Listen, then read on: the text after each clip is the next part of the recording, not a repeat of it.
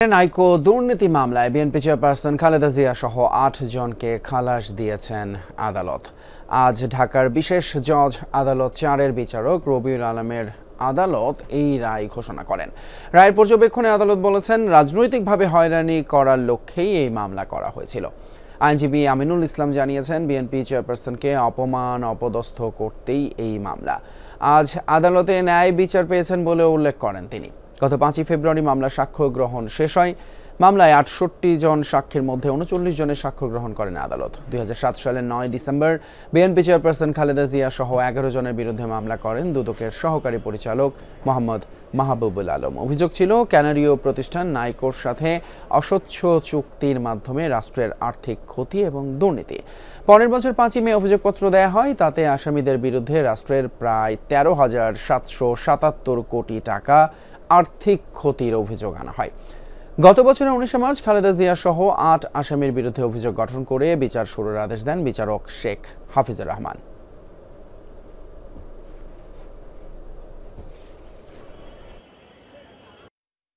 ভিন্নভাবে ব্যাখ্যা দিয়ে একটা মিথ্যা অভিযোগ করেছে এবং বেগম খালেদা জিয়ার বিরুদ্ধে এই ৩৯ জন সাক্ষীর একজনেও বেগম খালেদা জিয়ার বিরুদ্ধে কোনো সাক্ষ্য দেন নাই, একজনেও দেন নাই।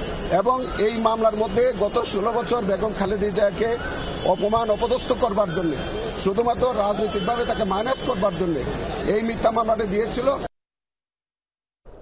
এই মুহূর্তে চিফ মেট্রোপলিটন ম্যাজিস্ট্রেট কোর্টে আছেন সহকর্মী রাব্বি সিদ্দিকী। সরাসরি যাচ্ছি তার কাছে। রাব্বি, আমরা মামলার রায় নিয়ে প্রতিক্রিয়া শুনছিলাম আইনজীবীর। আর কেউ কোনো কিছু বলেছেন কিনা আদালত প্রাঙ্গণের পরিস্থিতি, সবকিছু যদি একটু জানান আমাদের।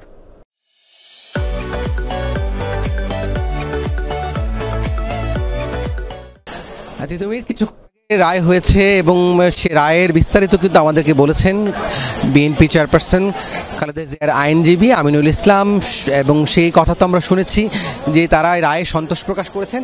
এখানে আমরা একটু সরাসরি চলে যেতে চাই, আমিনুল ইসলাম আছেন, আমরা সরাসরি জানতে চাই যে আপনি যদি আমাদের বলতেন পর্যবেক্ষণটুকু, যে এই রায়ে নিয়ে বিচারকের পর্যবেক্ষণটা। আপনাকে অসংখ্য ধন্যবাদ। দেখেন, আজকের এই মামলার একটি অসম্ভব সুন্দর অবজারভেশন হয়েছে। সেটির মধ্যে মাননীয় আদালত বলেছেন যে এই নাইকো দুর্নীতি মামলায় সকল অভিযোগ তৎকালীন প্রধানমন্ত্রী শেখ হাসিনার আমলে হয়েছে, অথচ শেখ হাসিনা তার শাসনামলে তিনি কৌশল করে আদালত থেকে তার অংশটা কোয়াশ করে নিয়েছেন এবং তার দায়টি অন্যের উপরে চাপানোর জন্য বেগম খালেদা জিয়ার বিরুদ্ধে নানান কৌশলে এবং আদালতকে ব্যবহার করে সেই মামলাটা উনি চলমান রেখেছেন। কোনোভাবেই আদালত থেকে আমরা তৎকালীন সময়ে আমরা কোনো রকমের ন্যায় বিচার আমরা পাইনি।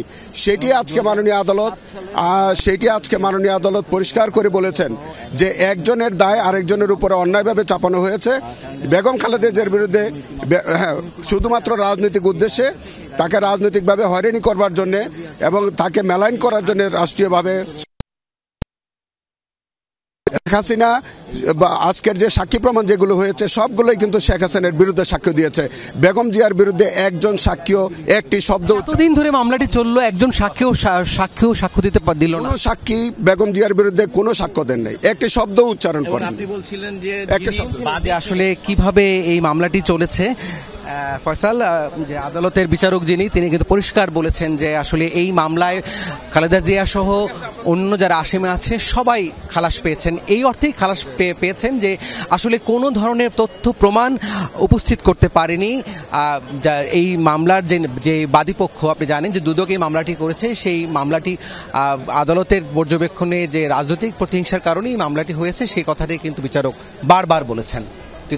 অসংখ্য ধন্যবাদ রাব্বি সিদ্দিকী। সিএমএম আদালত প্রাঙ্গণ থেকে তিনি যোগ দিয়েছিলেন আমাদের সাথে।